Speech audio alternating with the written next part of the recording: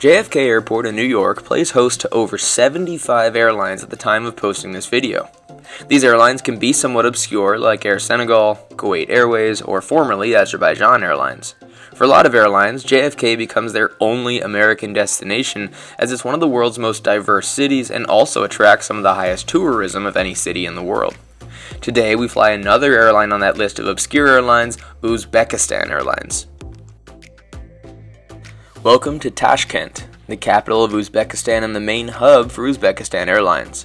A guy in my hotel offered me a free ride to the airport. He only spoke Uzbek and Russian, but fortunately I understood the word aeroport, so I got in his car and hoped for the best, and once we got past this long line of traffic, we'll get to try out the business class on Uzbekistan Airlines 787 on their longest route in the network by far. Uzbekistan Airlines has actually served New York since the 90s, previously using an A310 and including a stopover in Latvia. But once acquiring some Dreamliners, they began nonstop service in 2017, making it a roughly 12 to 13 hour journey. The Tashkent Airport is the largest airport in Uzbekistan and the third largest in Central Asia behind Astana and Almaty, both in Kazakhstan. The airport has two terminals, Terminal 2 being the international terminal and Terminal 3 being the domestic terminal. Today, obviously, we're at the international terminal for our flight to New York. To my surprise, to the right side, there were signs for a business class lounge and entrance, so I followed those signs where I found the lounge and an escalator that went up to the departures level. Once we got upstairs, the doors to the terminal brought us inside where we find a collection of normal check-in desks. The flights to the US typically require additional security screening around the world, so they had a collection of counters specifically being used for the New York flights. You'll notice, however, that there's only counters labeled economy. For business class check-in, we had to head to the right side of the terminal, where we find the business class lounge and check-in area. This is super special of an area to have at an airport and something I wish more airports incorporated, considering that in my travels, the only airlines with their own business class check-in, security, immigration, and lounge all connected without having to enter the terminal in between each step are Qatar and Miat. So Uzbekistan Airlines is in rare company here.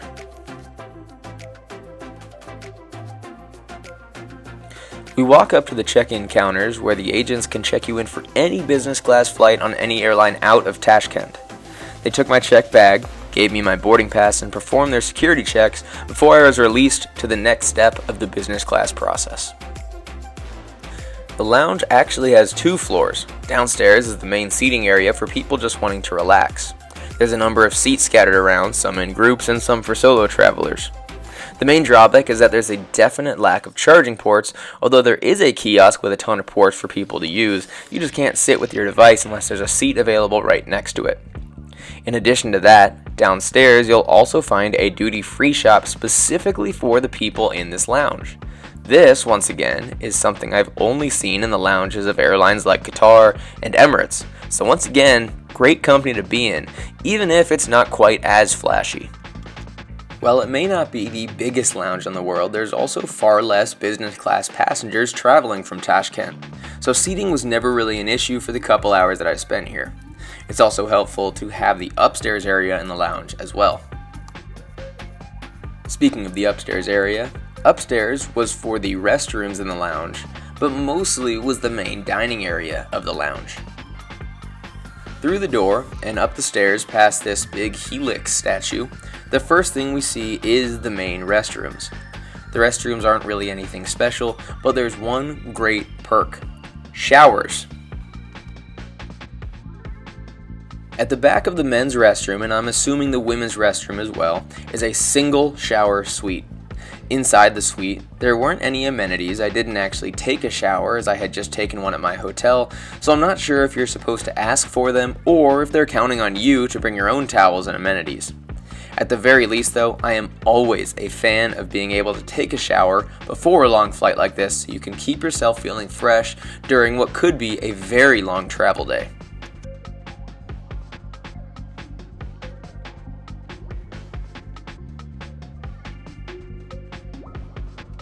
Just past that is the main restaurant. There's an assortment of soft drinks and beers in a fridge, followed by the main buffet, which starts with breads and pastries and other cereals, soups, and juices. Next was the hot options for breakfast. The breakfast service had just begun at this hour, and it looked as if they were still busy cooking and filling those chafing dishes. So they didn't remain empty for long, but involved some fairly typical Central Asian foods like seasoned rice, roasted veggies, and chicken. Past that was the central bar for the lounge. They had some desserts and soft drinks as well, but it was mostly here in order to provide handcrafted mixed drinks for those wanting something alcoholic or even non-alcoholic mocktails. The seating for this area is wrapped around the border of the floor surrounding the bar area. Although the seats are a bit worn in, I do love the feel of this upstairs part of the lounge with the lighter brown leathery booths, checkered floors, and wood accents along with the aviation-inspired art on the walls. It may not be the super modern and sought-after look that current-day lounges are going for, but it does have a very unique look in a good way.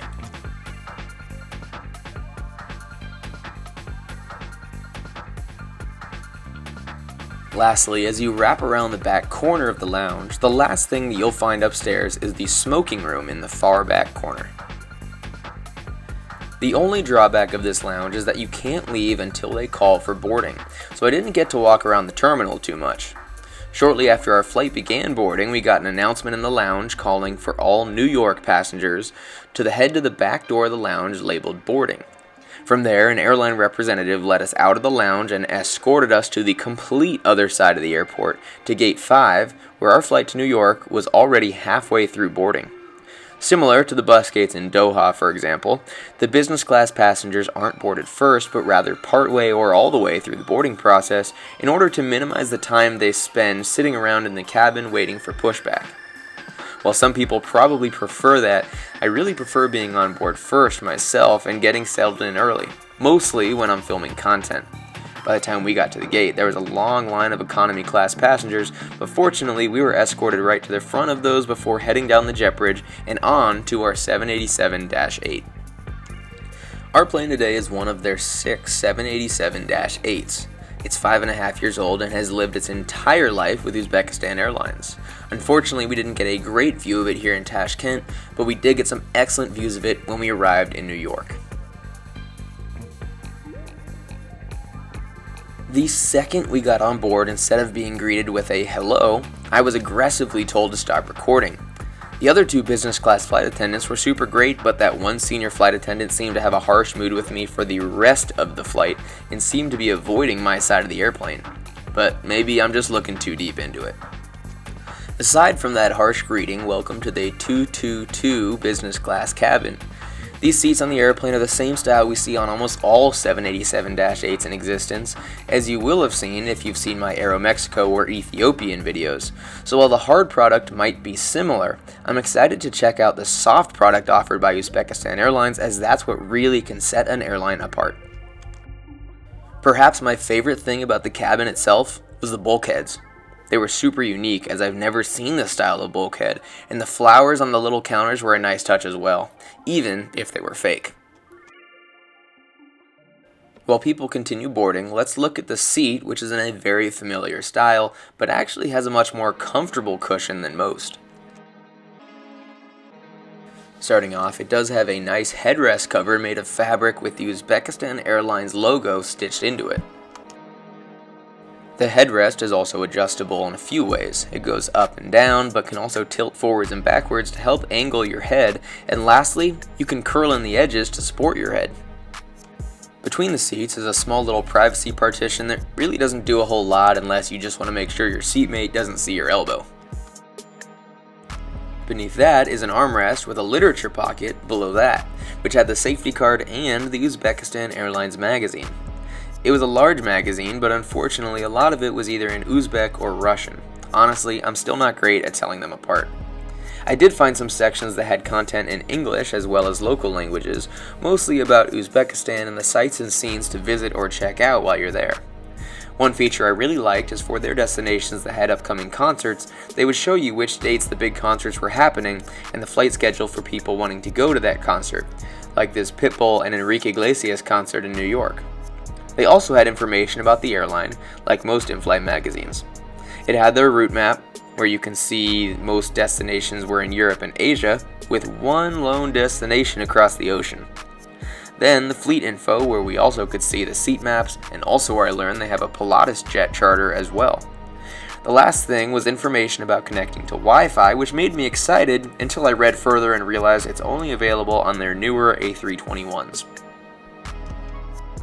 Below the literature pocket is a small hardshell pocket that can hold small things like devices, although you have to be careful not to let them fall in the seat, which not only damages the device but could cause a fire. In front of that is the remote, which can be pulled out. While these remotes are more and more common in newer aircraft, they just seem to be a bit lower quality than the ones with a video screen on them, which also allow for you to view the map while you watch your content. The seat controls are above that, and you'll find presets for seating and lying, in addition to the individual adjustments for the recline, the leg rest, and the lumbar support. The countertop in front of that is fairly large, and in my experience it has plenty of space to be shared by both seatmates for drinks or even smaller personal items. The tray table pulls out from the center console, and it isn't the largest, but it's plenty for all the dining options and working. It's also super sturdy, helped by resting on the armrest on the other side so it doesn't droop down like some tray tables of this size. To my pleasure, there were overhead air vents at each seat. If you know me, you know that this gets an airline major brownie points in my book. In front of you is a touchscreen seatback TV that's an average size, and below that is just a bit of storage that really can only hold things in cruise since things tend to slide out on takeoff and landing. The footrest on these types of seats are comically small. They're about 2.5 foot widths wide in today's episode of Americans Will Use Anything But the Metric System. And while the storage underneath is too small for a backpack, I have found that the window seats do have slightly more room on the footrest. Most rows have 2 of the infamous dimming windows. Although one of them is a bit blocked by the storage area along the window, you want to avoid row 4, however, as it's missing a window. Although Uzbekistan Airlines does have 2 configurations of their 787, so I'm not sure about the one with a single row mini cabin. The aforementioned armrest on the window side can be moved up and down, which is mostly good to keep it at a good height for your elbow, but also so that in bed mode you have a bit wider of a space for sleep. Over your right shoulder is the storage area. Here you'll find charging and headset plugs. There's also space for storage, including a spot for a water bottle, although there's no enclosed storage in this seat. And lastly, tucked in the seat shell is an additional light that can be dimmed. In this spot it becomes much more effective once you recline the seat, and the overhead light doesn't shine in all areas of the seat, so you have this light to supplement it. As far as the amenities go on this seat, first off, we were given a warm towel shortly after sitting down, and then offered a pre-departure beverage. I did like that rather than walking around with a tray, we could select any of their beverages as a pre-departure beverage. I personally decided to go with a sparkling water. Then was this packet of what seemed like sanitizing wipes, but to be honest, I still haven't opened them, so maybe they're tissues or something. Unfortunately, these were the headphones we got with the seat. They don't really have noise cancelling, and if they weren't sitting perfectly in the jack, you'd only hear out of one ear. It does make me miss even the least comfortable of the over-ear headphones. We were given a set of slippers, and I tell you what, these were by far the softest slippers I have ever used. They also came with a garment bag, presumably for your shoes while you have the slippers on. There was also amenity kits waiting at each seat that was reserved. I find it interesting that they chose red for the slippers and amenity kit, considering it's barely an accent color for them. But I do like it, and the fact that it comes with a hanging hook is an added bonus. I do like the compostability of the items they chose to use, as we get a toothbrush, toothpaste, comb, earplugs, and eye mask. I definitely like the shoehorn, although I didn't need it today, but one of my favorite parts was the metal pen. The hand cream and lip balm were also of good quality, and I've used them all up since this flight already. The bedding was fairly simple, starting with a purple pillow, which again, interesting choice in color. The pillow was fairly substantial at least, and didn't have to be supplemented for sleeping. The blanket was also purple, but one of the stranger feels I've seen with airplane blankets as it felt almost silky. It wasn't the warmest of blankets on its own, but for me I was able to maintain a perfect temperature between that and the overhead air vents. Each passenger was also given a water bottle for the flight prior to departure. After the Uzbekistan-themed safety video, we began our pushback and also got a view of some old stored airplanes that used to operate for Uzbekistan Airways. Uzbekistan Airways was authorized to form in the early 90s after the crumble of the Soviet Union. They operated mostly Ilyushin aircraft for quite a while and were actually a launch customer for at least one Ilyushin aircraft if I remember correctly. Nowadays, they've got an almost entirely Boeing and Airbus fleet, although the 787 is the only one with fully lie-flat seats in business class. As for the Tashkent Airport, it opened in the earlier 1900s and was one of the largest Soviet airfields until the fall of the Soviet Union. They currently see about 3 million passengers annually, and it may not have the nicest of terminals. However, earlier this year it was announced that the Changi Airport Group, famous for their airport renovations, especially in Singapore, announced that they're planning to relocate the airport with a fresh airport by 2030, which is very exciting, and I guess that means that I'm going to have to come back when the time comes.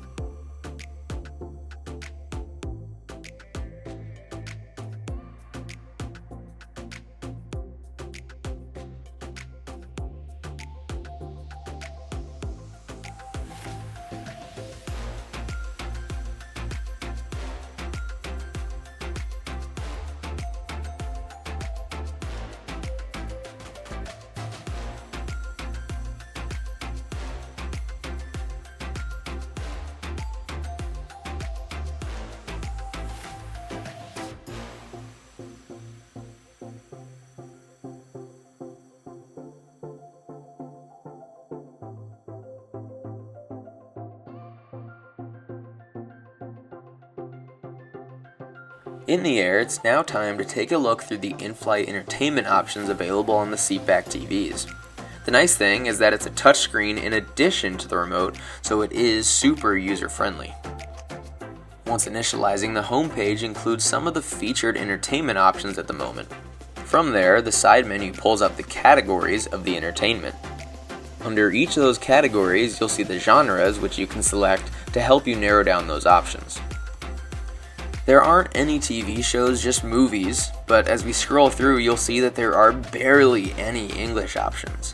It makes sense as there's barely any English destinations, but if you don't speak French or Russian, I'd suggest coming on board with items downloaded as there's not a whole lot for you, although they do have a lot of those French and Russian movies dubbed into English.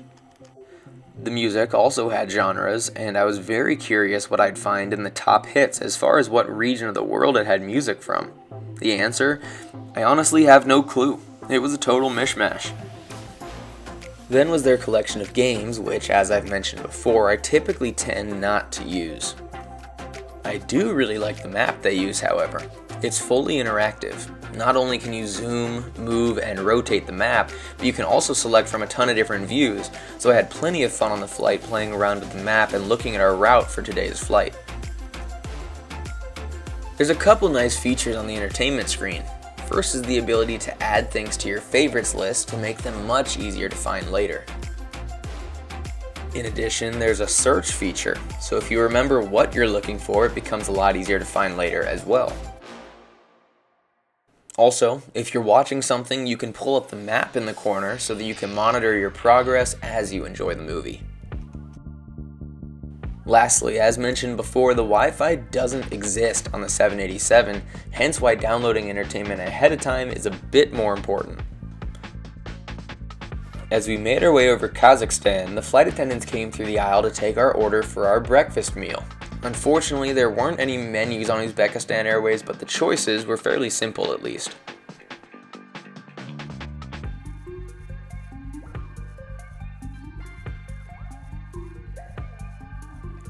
They set up our place settings and then came by shortly after with the first course of our breakfast meal. To start the meal, I had the fish option. A few cuts of sushi-grade fish alongside a few different types of pastries. Some were just bread, but some were stuffed with peppers or something. It also included a bowl of nuts, some cheese cuts, and a salad that was like 90% Parmesan. My favorite part was the detail on these plates and bowls, although it was strange that it didn't quite match. Then it was time for the main course of our breakfast, for which I ordered the pancakes, which seemed to be more of a cheese blintz style dish. I did also appreciate the branding on the silverware, as the little personal touch was nice. I actually found them pretty tasty, and I got a cup of coffee to go along with it. Once that meal wrapped up, we finished it with a choice of hot beverage and a bowl of dried fruits and nuts.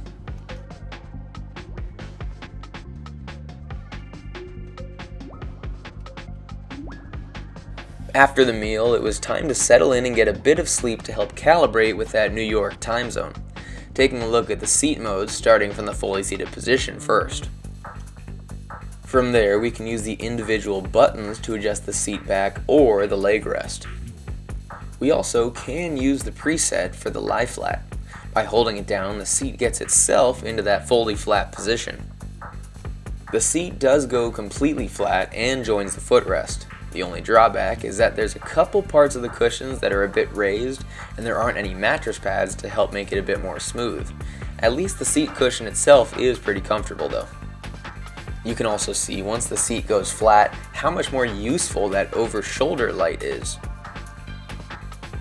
From there, we get to making the bed, starting of course with that weirdly silky comforter. With the armrest down, it does make a fairly large surface, although the comforter is an unfortunate material.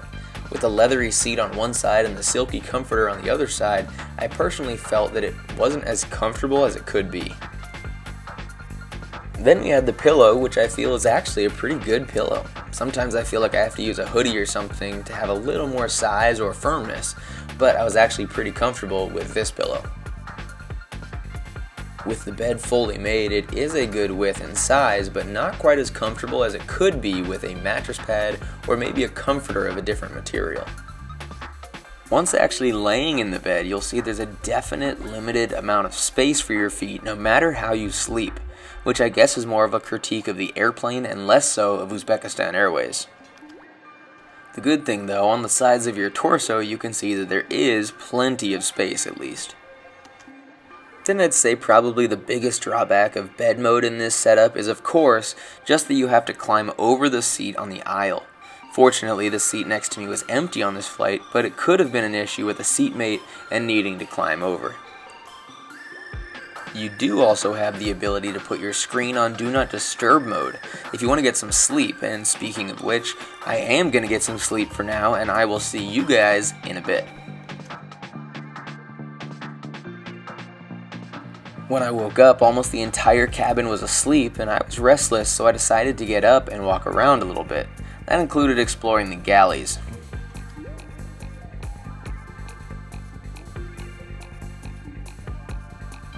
I was also excited to check out the lavatory, as the 787s can tend to have windows in some of them, or the custom amenities that the airline stocks, but unfortunately, it was a pretty basic lavatory, about as basic as a 787 lavatory could be, sadly.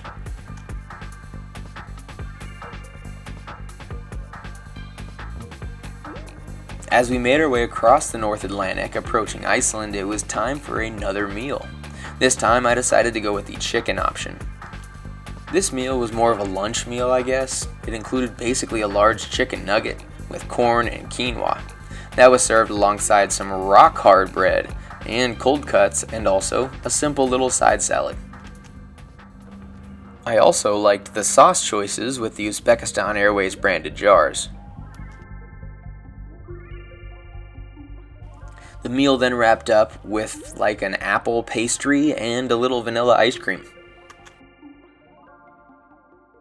After the meal, I was getting a little bored and ran out of things to watch, so for one of the first times ever, I decided I would play a game. I then proceeded to beat all of the Angry Birds levels on the seatback TV. We also enjoyed some absolutely stunning views as we passed over Greenland, and I'm going to include a couple of those here.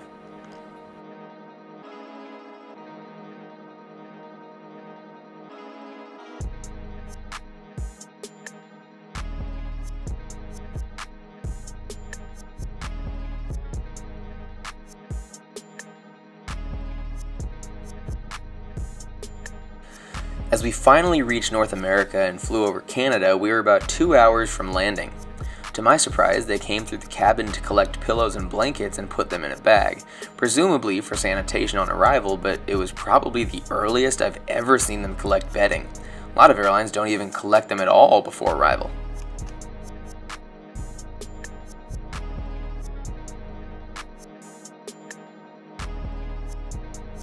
About an hour and a half from landing, the lights were raised in the cabin, so I brought my tray table out for the final meal of the flight, only there was a problem. I sat there for a while and then the lights went back off, so I guess no pre-arrival meal.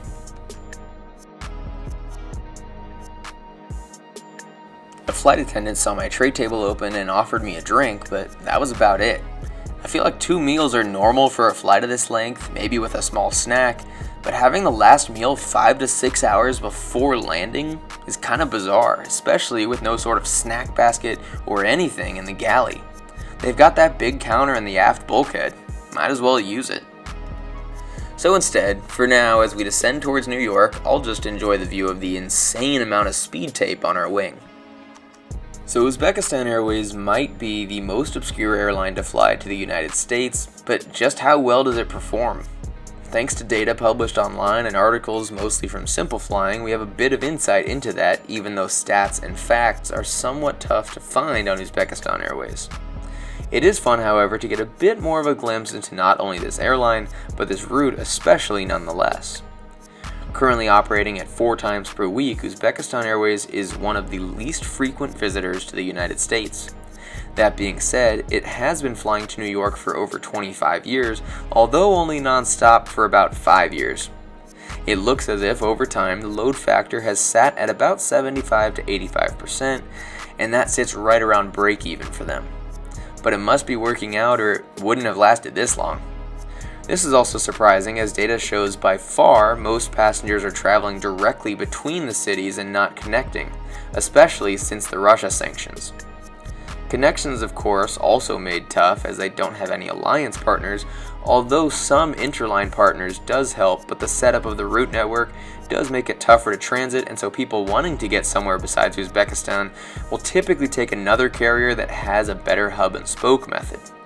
New York also makes sense for them, as it not only draws in the tourism crowd, but of the roughly 70,000 Uzbeks in the United States, about half of them live in the New York area.